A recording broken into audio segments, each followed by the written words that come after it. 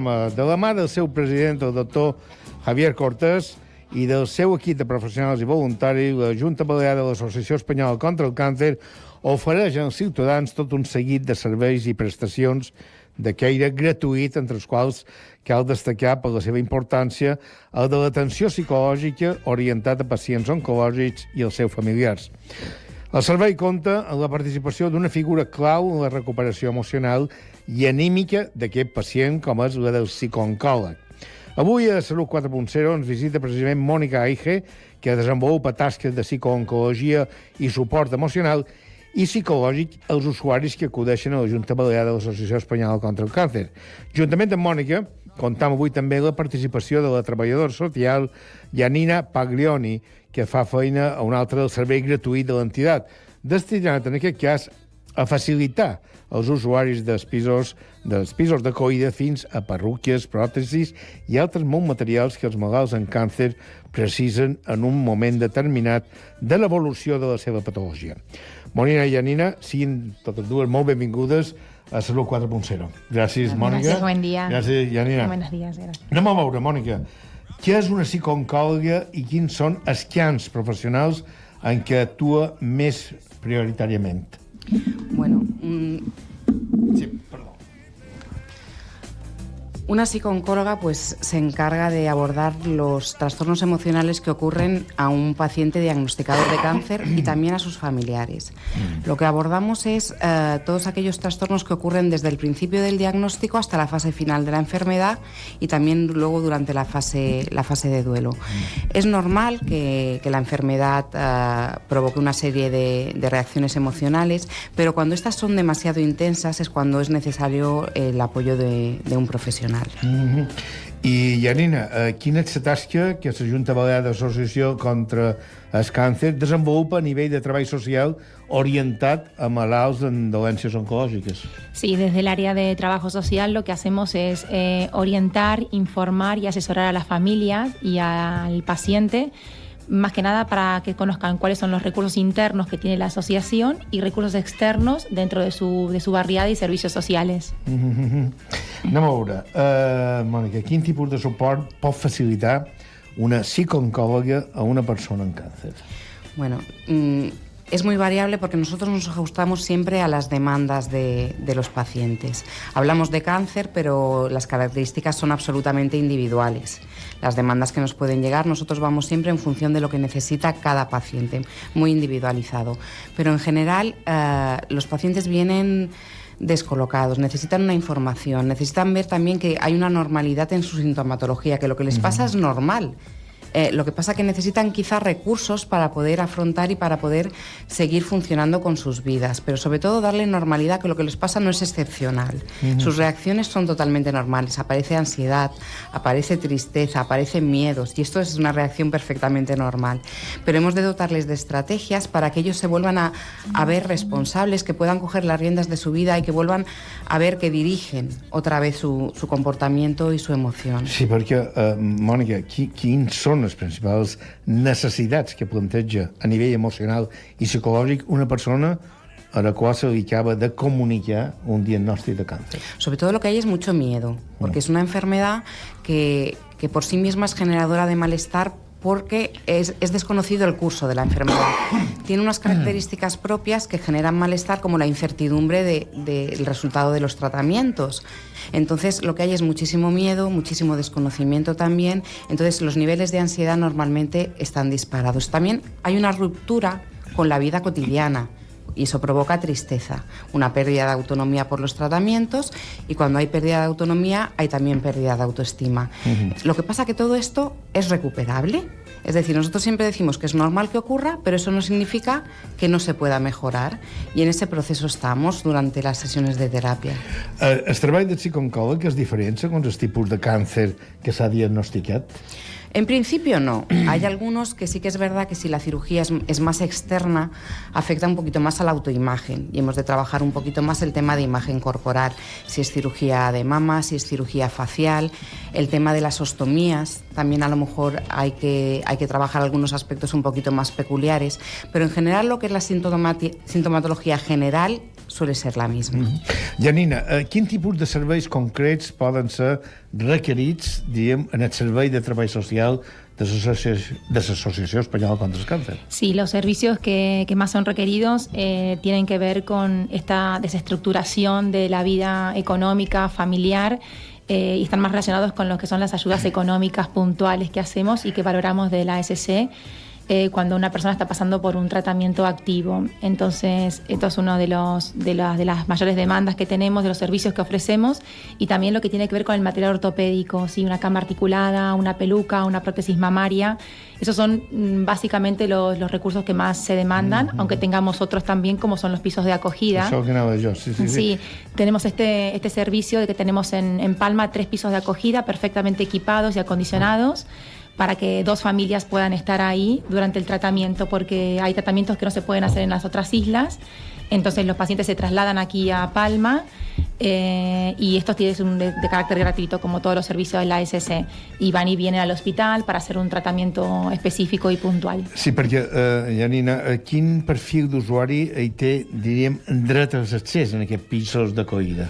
En principio tienen acceso todos los pacientes que necesiten el servicio, ¿sí? Si hubiera una exagerada demanda, sobre todo en el tema de los pisos de acogida, se hace una valoración social y económica de la familia, ¿sí? Y se le da prioridad a la gente que tiene menos recursos o que está cobrando algún tipo de prestación y no puede satisfacer sus necesidades básicas. Mònica, estàvem parlant del treball en psiconcologia segons el tipus de càncer que se diagnostica. En funció de l'edat també, la situació personal d'edat, condició, estatus socioeconòmic o familiar dels usuaris són factors que marquen també el treball que realiza el psicooncòleg? Bueno, todo influye. Hemos de tener en cuenta que las personas no somos compartimentos estancos y todas las facetas de mi vida influyen en mi estado de ánimo. Entonces, evidentemente afectará el estatus socioeconómico, por supuesto. Es decir, si una familia, además de preocuparse del proceso de enfermedad, se tiene que preocupar de cómo alimentar a sus hijos, es un factor que todavía agrava más la situación. Por eso también contamos con estos recursos sociales. Si es una familia que es monoparental, que tiene hijos pequeños y durante el tiempo de quimioterapia no puede atender a sus hijos, pues también se complica todavía más. Es decir, depende también del rol familiar que yo esté ocupando en esa familia. Si soy una persona mayor, si tengo gente que me ayude, si tengo hijos a mi cargo, todo afecta evidentemente, pero por lo que te he comentado antes, Joan, es decir, nosotros hay una sintomatología general, pero cada caso és absolutamente individual. Però, Mònica, per què encara la paraula càncer, i ho dèiem l'altre dia, parlant en aquest, diguem, encontre que hi va haver en el seu grup del Baluart, per què la paraula càncer s'utilitza malament per mitjans de comunicació, però també causa encara tanta por si es veu d'una manera tan dramàtica, malgrat cada vegada són més els pacients que aconsegueixen superar la malaltia. Yo creo que todavía el lastre cultural y social lo seguimos arrastrando y poco a poco se va desmitificando cada vez más, pero yo creo que necesitamos quizá un poquito más de tiempo. Entonces, sí lo vamos quitando, pero sobre todo yo creo que es por las características propias de la enfermedad, sobre todo por ese desconocimiento del origen. Ya causa miedo. No, ¿qué podemos hacer para prevenirlo? Pues sabemos que hay muchas causas, pero el origen sigue siendo desconocido. La incertidumbre de cómo van a ir los tratamientos, es decir, me están dando un tratamiento que no sé si me va a curar y que además me provoca malestar. Va al revés de los otros tratamientos. Los otros yo me siento mal, me dan una pastilla y me siento bien. Este no, yo estoy bien porque el cáncer normalmente es asintomático, me dan un tratamiento en el que me siento fatal y ni siquiera sé si va a tener resultado. Tiene unas secuelas a nivel físico, caída de pelo, malestar. Entonces, solo la palabra, independientemente de que luego tenga buen resultado, inevitablemente produce miedo porque es un proceso largo y en el que durante un periodo de tiempo no me voy a encontrar bien. Janina, Mònica ho acaba de dir ara, pèrdua de cabell. Estàvem parlant de pròstasi, pèrdua de cabell. La pèrdua de cabell és sovint una de les conseqüències de l'administració de la quimioteràpia, això ho sabem. La provisió de perruques és un servei molt sol·licitat per part dels usuaris. Quins són, diguem, les necessitats d'una persona que degut a la quimio o a la ràdio o millor a la intervenció que ha tingut, efectivament necessita o cabellera o Exactamente, sí, es algo muy, muy necesario y es un golpe estético muy importante, demasiado importante, ¿sí?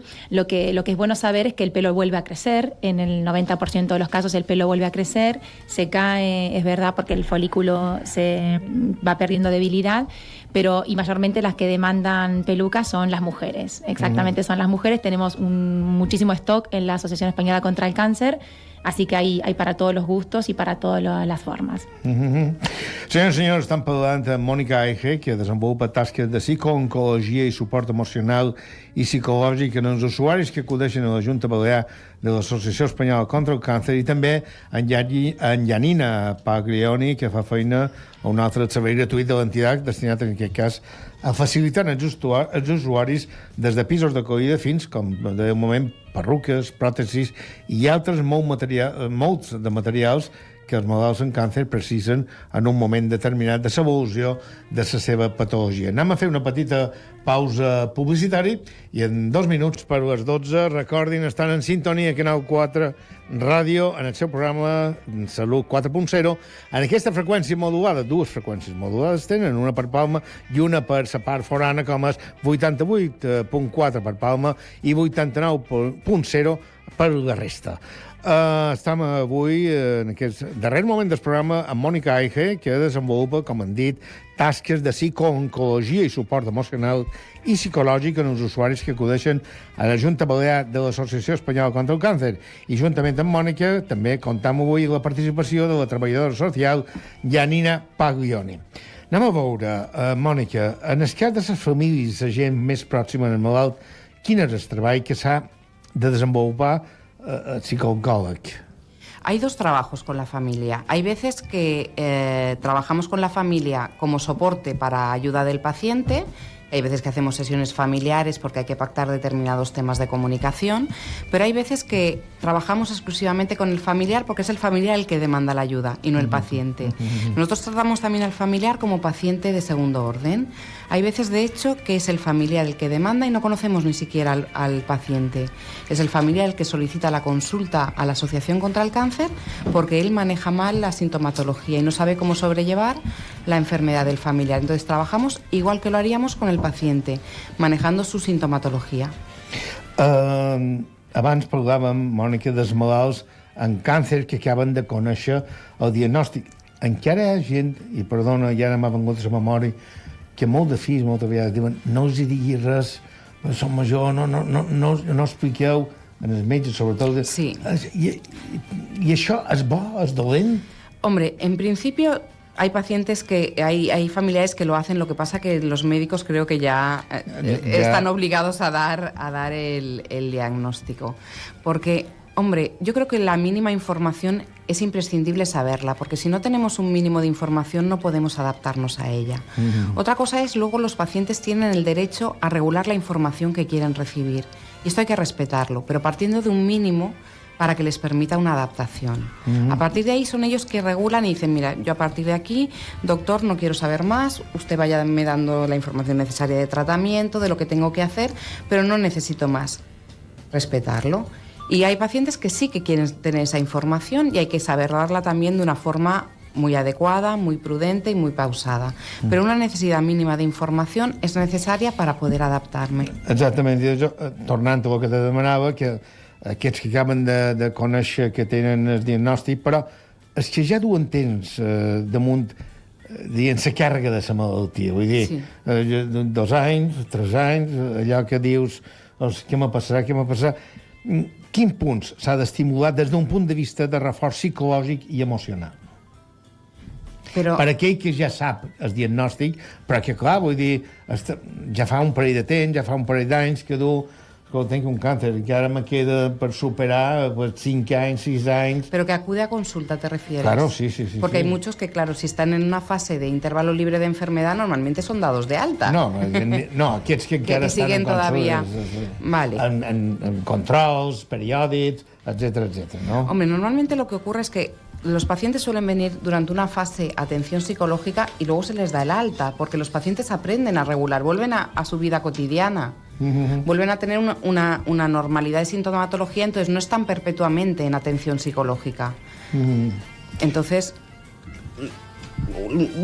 suelen venir normalmente en una primera fase del tratamiento, o bien, curiosamente, cuando han terminado los tratamientos, que se supone que tiene que ser un momento especialmente bueno, pero el paciente a veces se ve desprovisto de estrategias, se ve que está como muy solo ante las recaídas, que quizás es el momento a lo mejor más complicado de trabajar a nivel emocional, cuando aparece una recaída, porque hay una sensación más de fracaso, que allí sí que las emociones son un poquito más intensas. Perquè efectivament una recaiguda en una malaltia oncològica és possiblement el moment més negre de la història d'un pacient amb càncer.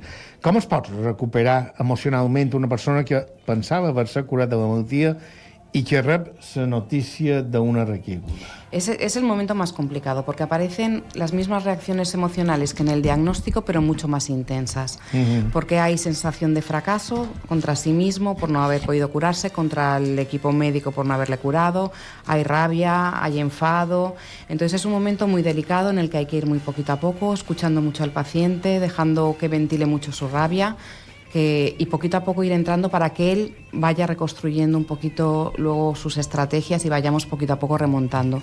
Però és un període més complicat que hay que ir con mucha más cautela. Janina, parlàvem efectivament d'espel, hem parlat de provisió de parrúquies, els subjectadors, per exemple, especials, o llits articulats, fins i tot, no? Sí. Formen part també de l'inventari de material que en ocasió necessita una persona amb càncer. En quins casos estarien indicats? Com és el procés, diríem, d'adquisició? A on s'han de dirigir? Com ho han de fer? En el caso de que el paciente oncológico necesite alguno de estos materiales ortopédicos, puede directamente dirigirse a la asociación y pedir una cita conmigo, donde hacemos una acogida, un acompañamiento familiar y tanto al paciente, y le podemos brindar este recurso, este material ortopédico.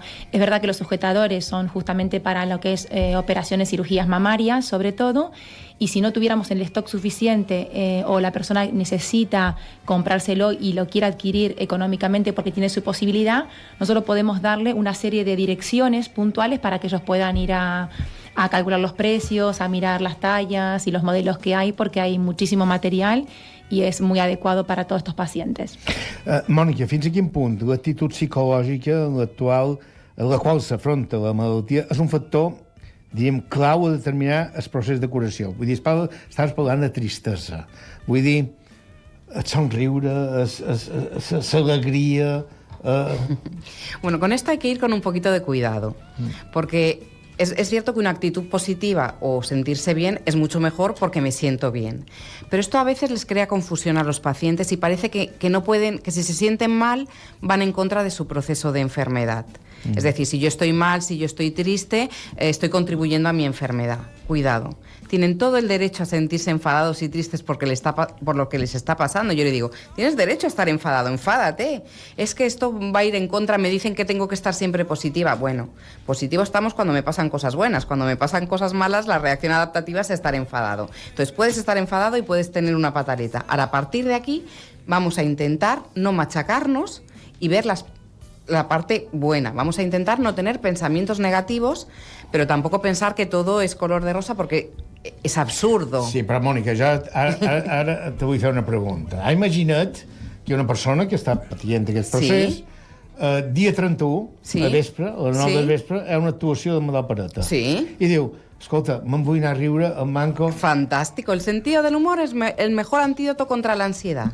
Ajá. Claro, es un antídoto perfecto. Yo siempre digo, recomiendo ahora no ver dramas, no ver películas, espectáculos de humor, libros de humor, cosas tontas. Sí, porque la risa, además, me ayuda a liberar muchísima ansiedad. Ahora, eso es diferente a que yo no pueda tener el momento de tristeza. Exacto. Hay que hacer los momentos estos un poco equilibrados, ¿sí? No perdurar esta ansiedad, no perdurar esta tristeza, este machaque, el sentirme mal, que no perdure en el tiempo, como tampoco el humor, porque todo el día no podemos estar de buen humor diagnosticados. Però si m'on anem dilluns a les 9 del vespre en el teatre. Iríamos nosotras. Sería una válvula de escape. Madame Pareta. Iríamos. Madame Pareta. Bon dia. Bon dia. Bon dia. Bon dia. Escolti, aquestes dues senyores estan parlant tan bé que se mereixen un premi Nobel. Perquè elles ens seu parlar, donen positivitat, donen alegria. Per tant, la meva més sincera, enhorabona, reines meves. Gràcies. Gràcies. Te No, necesitamos... és la veritat, perquè estan parlant d'un tema molt seriós, d'un tema que és problemàtic, que la gent, el que ha dit aquesta bona dona, s'entristeix quan té una malaltia d'aquestes, per l'amor de Déu, i trobar dues dones com aquestes dues, senyores, que te xerren amb aquesta positivitat, amb aquesta esperança, tot és molt d'agrair, Bueno, i miri, i jo li anunciava que vostè actua dia 31 en el teatre Xa Fortesa. Ni ho sap, vostè és un cas. Ja està, ja se fiquen ja. Bueno, perquè ja sap vostè que en dut tantes que... Vostè lo que té és Alzheimer. Exacte, sí, no. Lo haremos como... Un començament d'Alzheimer. Un començament. Lo daremos esta semana como prescripción médica a nuestros pacientes. Ho senten, això. Exacto. Que vayan a verla. Dígame. Que como prescripción médica a nuestros pacientes, lo recomendaremos que vayan a verla. Ay, gracias, reina de mi corazón. Mire, yo le voy a ser sincera, A mí, con el simple hecho de sacar una sonrisa a alguien, ya estoy bien pagada. Porque, bueno, y ustedes igual, porque ustedes, en cierta manera, el hecho de dar una mínima esperanza a alguien, a darle una solución a alguien, eso ya, yo creo que ustedes ya se tienen también que sentir bien pagadas. Porque gracias a Dios esta enfermedad es grave, el cáncer es muy grave, pero gracias a Dios también hay muchos avances y en el día de hoy las cosas no son como hace 10, 15, 20 años. Gracias a Dios la gente es una enfermedad dura, pero una enfermedad que te permite seguir adelante y con mucha esperanza de vida y de sacarla, bueno, y de vencerla bien vencida. Claro que sí, claro que sí. Exacto, y en cada etapa que tenemos de la vida, no solamente relacionado con la salud, sino con lo laboral, lo espiritual, lo amoroso, tenemos que poner esta pizca de humor en todos los aspectos, ¿sí? Porque está bien reírse y está bien que nos vela un poco la barriga de sonreír y de tomarnos algunas cosas con un poquito, con este poco de humor que siempre es muy sano y yo ahora voy a contar una cosa que me pasó el otro día, reina de mi corazón. Que yo iba a salir de casa para ir a comprar en el mercado municipal y estaba yo saliendo y oigo un sillido, ¡me han violado! Pero así, así. Yo dije, por Dios, ustedes entiendan que a mi edad oír esta palabra me convulsa bastante. Claro. ¡Me han violado! Per què li convulsa? Perquè li agradaria? Don Juan, calli, caso. Me han violado y me di cuenta que era mi vecina de toda la vida, de Maria Espardeña. Que cridé, me han violado. I vaig dir, Maria, vine aquí. Què dius? Que me han violado. Dic, no diguis doi. Què dius? Sí, me han violado y ha sido un funcionario. Dic, Ada, i tu can saps que ha estat un funcionari? Diu, perquè tot ho he hagut de fer jo. I és que les coses són així, hay que dar un poco de humor a la vida, Muy bueno. Ai, m'ha pareta. No, tant la psicooncòloga, la Mònica Ejecom, la treballadora social, la Iaina Paglioni, la veritat és que m'apareix que dilluns vendran a veure ja a les 9 del vespre. Claro I bueno... No, aquestes senyores se mereixen que els regalem l'entrada. Ja ho trobo. Gràcies a la labor que fan, gràcies a la labor que fan, és tan meravellosa que des del meu... Miri, ara li xerré sincerament, Vostè, perdoni, don Joan, però ara el seu nom me'n full perquè escoltava que nomen. Sí, Mònica i Janina. Janina. Bé, doncs Mònica i Janina, escolti. Gràcies. Perquè jo potser sé un poc trasto, perquè ho som un poc trasto. Tenc una edat un poc difícil, m'entenen? Claro. Tenc una edat d'aquestes que no saps si vas per endavant o cap enrere encara. Però bé, la qüestió, gràcies, perquè estic segur que malgrat ho digui jo, una persona així un poc trasto, molta gent estarà d'acord amb mi. Molta de la gent que escolta Canal 4 Ràdio estaran d'acord amb mi.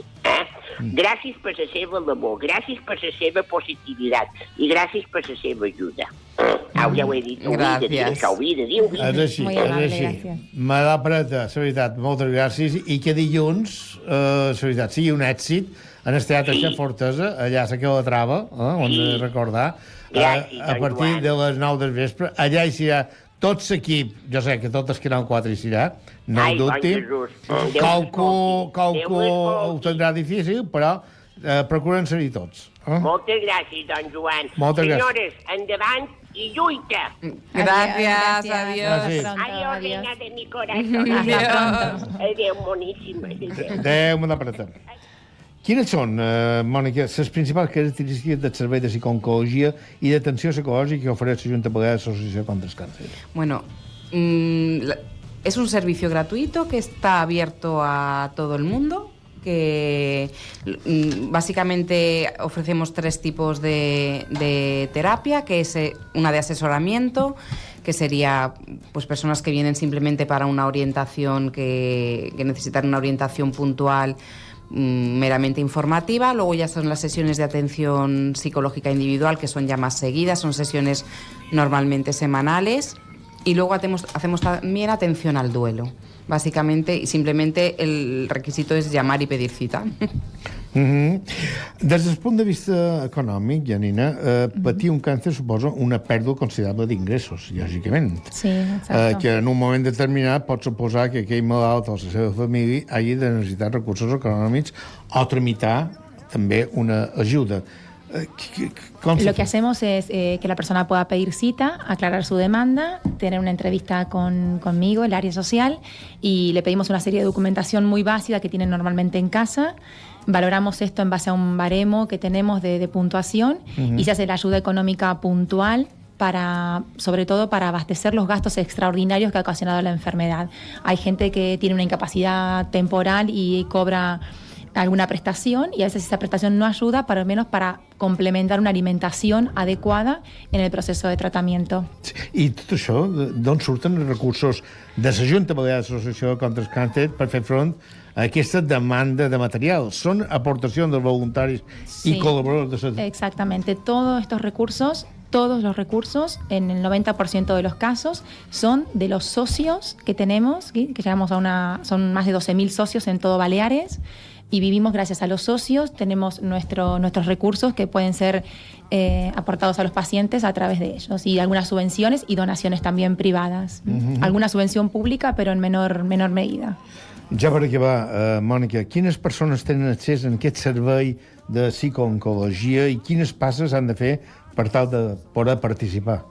Cualquier paciente o familiar diagnosticado de cáncer que provenga de cualquier tipo de hospital, público o privado, tiene acceso al servicio de atención psicológica. El único requisito es llamar, pedir cita con la psicóloga y se le da una cita. Tan sencillo como eso. La veritat, Mònica Aige, moltes gràcies per avui de matí. Ha estat aquí amb nosaltres, també, com no, Janina Paglioni, també moltes gràcies per haver estat avui aquí amb nosaltres, aquí a Salut 4.0. Senyores i senyors, arribam a la recta final de Salut 4.0, el programa que Canal 4 Ràdio dedica tots els divendres de les 8 del matí a les 12 del migdia al món de la sanitat i la ciència i a totes aquestes disciplines i vessants que la conformen. Avui els hem ofert un programa verdaderament complet pel que fa a continguts que hem obert amb el repart de l'actualitat informativa i la nostra habitual secció de fisioteràpia que condueix la nostra especialista de capçalera, Mònica Ferrer. Posteriorment, ens hem interessat per la realitat dels 2 hospitals públics de les Illes Balears, l'Hospital Son Llats i l'Hospital Comarcal de Manacor, amb el testimoni del seu director gerent, Xisco Marí i Catalina Badell, tots 2 molt satisfets per la recent concessió del Premi Top 20.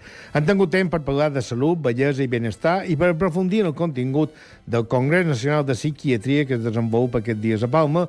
En directe ens ha acompanyat un dels seus ponents, el doctor Pedro Sánchez Gómez, professional adscrit al Servei de Salut del País Basc. Lògicament, han repassat els principals aspectes de la campanya de vacunació gripal d'enguany i han dedicat la recta final del programa al Servei de Psicooncologia i Treball Social que la Junta Balear de l'Associació Espanyola contra el Càncer ofereix als seus usuaris. Als estudis de Canal 4 Ràdio ens han acompanyat Mònica Aige i Janina Paglioni. De moment, res més. Rebin la salutació de tot l'equip de Salut 4.0 amb Juan Carlos Fernández, el control tècnic, Lena Comas en tasques de producció, el suport de Carlos Hernández i Joan Sastre, i qui els hi parla, Joan Calafat, al capdavant de l'equip de redacció del programa. Moltes gràcies per la seva atenció i recordin que el pròxim divendres de les 8 del matí tenen una nova cita amb el món de la salut aquí mateix, a Salut 4.0, a través de Canal 4 Ràdio i Canal 4 Televisió.